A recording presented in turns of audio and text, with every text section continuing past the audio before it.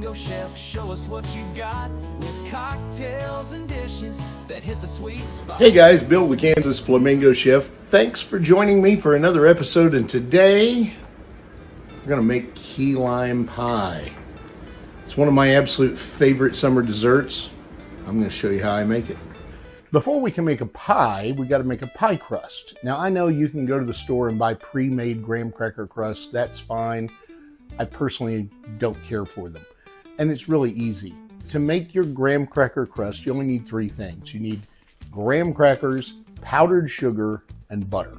So what you're gonna do is take a 1/4 cup of powdered sugar and a package of graham crackers and put them in your food processor. If you don't have a food processor, you can do this in a blender.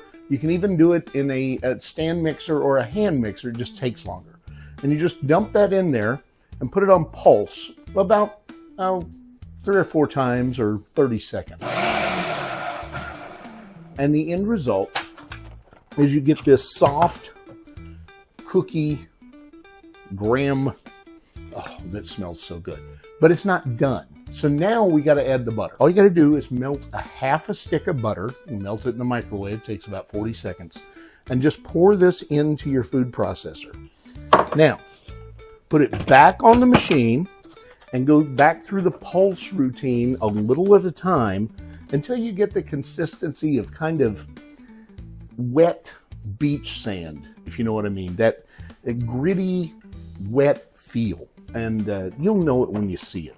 It pulsed on there for about 30 seconds, and you can see it kind of looks like that, just moist like sand. It's perfect. Now we're going to put it in a pie pan. Before I start pressing my crust, I need to preheat my oven. So I'm just going to turn this on to 350 because we're only going to have to cook this for about 7 minutes just to set up the crust. Now, those of you who bake know there are a lot of choices when it comes to a pie dish. You've got your deep dishes. I mean, this is great for like apple and cherry pies, fruit pies. Not so good for a cream pie, key lime pie, something like that. I would really recommend to you that you use a more shallow dish. Now, I've got 2 different kinds here. I'm actually making 2 pies. I'm making one for the video, then I'm making another one. But these are 2 different kinds of pie pans. This is just your traditional pie pan that would be used for a key lime pie. And then, of course, your rollover pan, which you have a crust where you get more of a flaky crust. I only have one of each of these, so I'm going to use them both. But we'll use the regular pan for the video. I know there are 2 schools of thought, and a lot of people say you should not spray or oil a baking pan if you're doing a graham cracker crust. I happen to totally disagree for a couple of reasons. One, I want it to brown on the outside, and 2, it just makes it easier. So all you have to do here is just loosen up these graham crackers and just kind of start laying them in here. Now, there's no science to this. You can use your hands, you can use a spoon. I know a lot of people like to use a measuring cup. Me, I just move this around till it fills the whole dish. And then once I've got complete coverage, and I'm probably going to need a little more,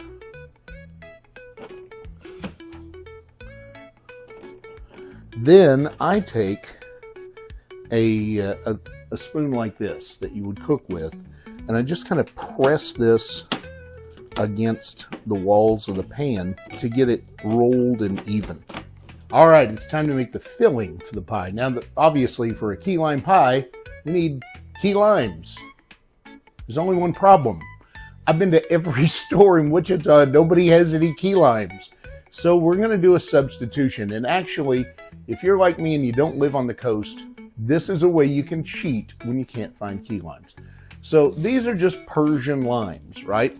They don't taste the same. So don't think you're going to make the entire filling out of this. It will really not be good. But you're going to use a little bit of this because it'll give you better color than when you use this. This is key lime juice, and it's actually really good, but it doesn't have the same color as squeezing fresh key lime. So that's why I use a couple of Persian limes to add to that, because we're going to need about 2/3 of a cup, give or take, of key lime juice. You're also going to need some condensed sweetened milk, and that's what gives it that creamy texture. Then you're going to need some eggs, because we're going to use egg yolks and sour cream. I know it sounds weird, but I promise you, when it all comes together, it's really, really good. But the first thing I got to do is squeeze a couple of these Persian limes. All right, I have cut in half 2 of the Persian limes and squeezed them to yield just about 1/3 of a cup. Now I'm going to fill the rest of the 2/3 with the key lime juice, as Panther is yelling at me because he wants something to eat.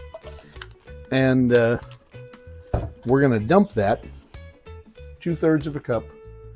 A little bit more wouldn't hurt. Okay, we're going to dump all that directly into our mixer. Now you see, by adding the fresh lime juice, it's not so yellow, right? And it gives it a little bit of color. That's going to go in here. And then we're going to add 1.5 cans of the condensed sweetened milk. That timer you just heard was for the pie crusts. I just took them out of the oven. I've got them sitting, resting away from the heat, and they'll need to rest for 10 minutes or so. 1.5 cans of the condensed sweetened milk goes in next. 1/3 cup of sour cream. I've separated the eggs, so I've got 3 egg yolks. As far as the whites, if you want to use them for something else, great. I mean, I'm going to use them in the bar here in a little bit. So those are going to go in as well. The egg yolks are going to act as a binder. They'll build up more fluffiness, if you will. Now I'm going to put on my paddle attachment, and I'm going to drop this in. We're going to mix this all together. But this has a tendency to splash. So the old cover trick. Oh man, that looks good. All right, now we're going to take our mixture and just pour it into a pie shell.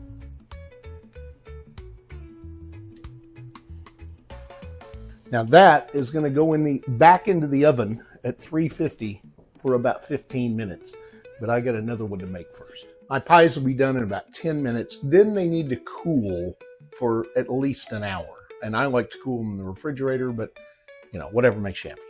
Anyway, they're going to need something to put on top of them, right? So this is freshly made whipping cream that I say fresh. I made it yesterday when I was making banana pudding. And I like whipped cream, and this is slightly sugared with confectionery sugar. But on this, I like a little bam, right? So this is Bacardi coconut rum.